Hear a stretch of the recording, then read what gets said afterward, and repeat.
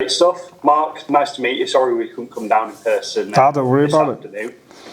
We'll start with your reflections on that win over in Toulouse. Yeah, good win. Obviously, a tough, gritty win for us. We spoke about the importance of being able to win ugly as such, and grind them games out where needed. And when you're playing in them sort of games, it's not always going to be a pretty sort of game to watch, easy on the eye. So really pleased that we showed that side of his character, and it were a good win, but it's very much back down to earth now. Full focus head onto another tough game against Batley, who we're under no illusions there. They're going to be just as tough this week come Sunday as well.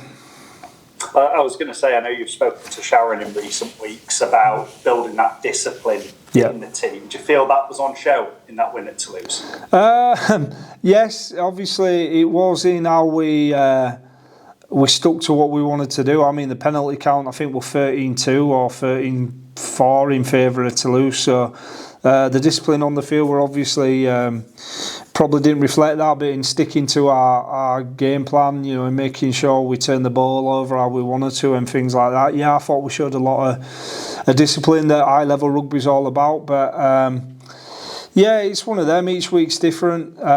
Going over to France and all the hoo-ha that comes with it, brings its own challenge. But that's been and gone now. So we're happy we got the win. But last night we reviewed it, and then we're full steam ahead on Sunday now. I've got to ask you, away from the pitch, how was the rest of the trip and the journey back? No, it was just literally, lads had a couple of beers, but it's like anything. It sounds glamorous, doesn't it, going to the south of France for a game of rugby, but I think we're up at 6 a.m. for the airport, so it were very much a case of business done. Let's get back and recover as well as we can, ready for this next game coming up Sunday. Speaking of recovery, how's James coming up? Yeah, it's all right. He's getting there. He popped a bit of a rib, but he's a tough little cookie. He actually made a big tackle after he'd done his rib to stop them breaking away. So it shows you what sort of character Cano is. But he should be all right. He trained yesterday. A little bit tender, but I'm sure he'll be all right come Sunday, ready for that. I know you said in the lead up to the trip that Will Dagger was a bit touch and go. He obviously played. Has he come through all okay? Yeah, touch wood, he has. We rushed him back a couple of weeks earlier than we'd have liked, but Dags were confident in himself and in his body, and that's good enough for his body, better than anyone. So he seems to have got through all right, and I thought it was great to have him back. Just him, Atta and Nick out together are a nice combo, and it kind of softens that blow losing Liam and Cookie. Glad to have him back, but I thought 117 everyone stood up and played a part, a different role. How we stuck to his plan were great, but as I say, that's been and gone now, and it's a case of just looking forward. Just lastly on Will, because you used the word, you feel like you might have rushed him back a little bit. What was the thinking behind that, Mark? Well, the must-win games coming up out there. If the player's happy to play, if you're at the start of a year and you've got 20 odd games in front of you, then you got to bat smart. But when you're down to what are we on now, 6 games left, if I remember rightly, you've got to take a few calculated risks. He'd got through a lot of his rehab. Normally you like to give players a week or two where they're in training and you can kind of assess them and make sure there's no lingering doubt. And when you're at this stage of the year, you've just got to kind of go, well, in you go, son, and let's see what you've got. So that's what we did with Dags.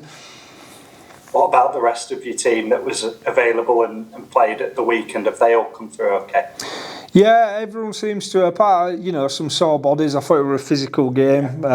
Both teams went at each other just as you want. We had a few sore bodies come Tuesday, but we'll did some extended recovery. We'll hopefully be in the state to do his main session at week on Thursday. Touch it up again Friday, and then get ready for another tough battle against Batley on Sunday. Yeah, it will be tough. It's really interesting, isn't it, when you look at the table? It's only that points difference separating you. What do you make to the challenge that they're going to pose? Oh, listen, Batley, I've played at Batley myself. I know exactly what you get with them. They bat well above the weight every single year in the championship. For me, Batley are a proper championship team. You know, they'll proper throw it at you. They've got their own DNA and how they want to play. They never go away. They're always there and thereabouts, and we're expecting a very tough game. They've got some excellent players in the ranks. I played with a few of them, you know, Gledhill and Leakey and Blakey and them, so I know exactly what they can do. So yeah, Moko, their coach, actually coached me, so I think he's a very smart coach, knows his rugby inside out. We're expecting a very tough game, you know, so they're very similar to us, as you can see on the scoreboard, you know, two evenly matched teams, and, you know, it should make a good game for the neutral, all being well. So we're just focusing on controlling what we can, which is how we perform, you know, how we train, how we apply ourselves, and, you know, come Sunday, it should be a good game. Look at some of those positives in the last couple of wins, Mark. How do you go about relaying that message to the players in terms of focusing and building on those positives that you see? Yeah, well, they're a good bunch. You know, they know a lot of it themselves. We've got some real good leadership in our group, and you know, I think we learned a good lesson against Halifax. You know, I thought Halifax played really well that week, and we were slightly off the boil on certain things. I thought we started excellent, and it lulled us into a bit of false sense of security. Halifax fully burned us on that, so you learn through experience as well, don't you? So it's really important that we learn that, you know, we can't just rest on his laurels after a good win Sunday. It's like it's resetted, it's back to both teams starting from an equal thing, and you've got to earn that right to grind them wins, haven't you? And Batley will be saying the same. They're a team in form at the moment. You know, picked up some really good wins, especially that last win versus Sheffield, who I thought they completely outplayed. So, you know, we're under no illusions that we need to bring our best game to be in with a shout of getting anything on Sunday. I know your focus is all on Sunday, but I've got to ask you about the situation at Whitehaven, because obviously you play them the following week. What's your take on that, Mark?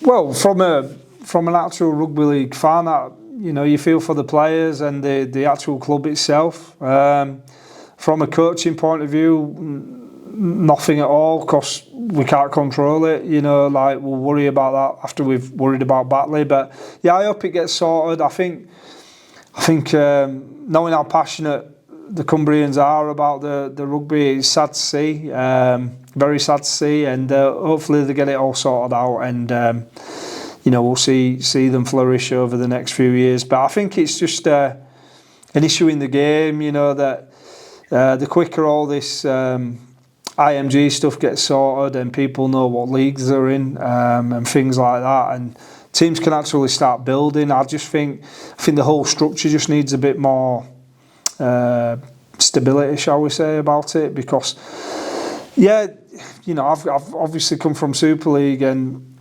seeing how that is, you know, even in there, they're getting frustrated about the lack of forward thinking. So I think the quicker we set a vision and people can say, right, we're either in this league or we're in that league, and then teams get a chance to grow in that league. Like, I know promotion and relegation's great, you know, for a fan, and it gives you that, you know, that impetus to perform, but also, you know, if you haven't got a youth development system and you're trying to create a team, it's very hard to blood, you know, young Cumbrians and young Whitehaven lads in this case.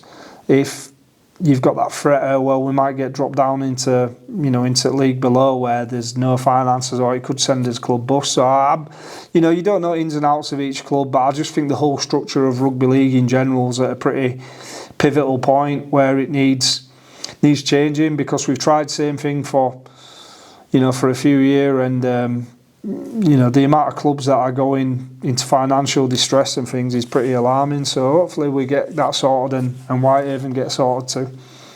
Almost answered my next question, but I was just going to say it feels, and your answer really there, like the sooner it gets sorted and everyone's singing off the same hymn sheet, the better for the game as a whole. Yeah, I just find it mad that I think clubs find out in the week leading into the grand final, if I'm right, about whether they're in Super League or not. Yeah. Which then gives you, what, your season starts in February, so you're talking, what, 3 months there, 4 months to actually get a Super League ready organisation, which I just find baffling, but luckily I don't have to worry about that. That's just my own personal opinion.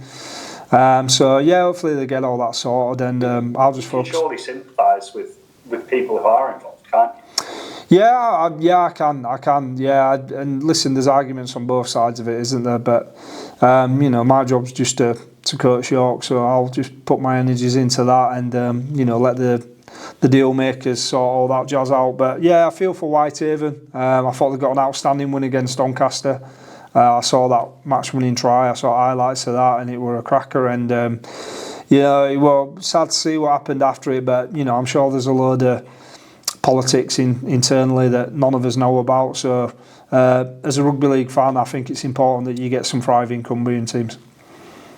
Just very, very lastly on that, and thanks for your time.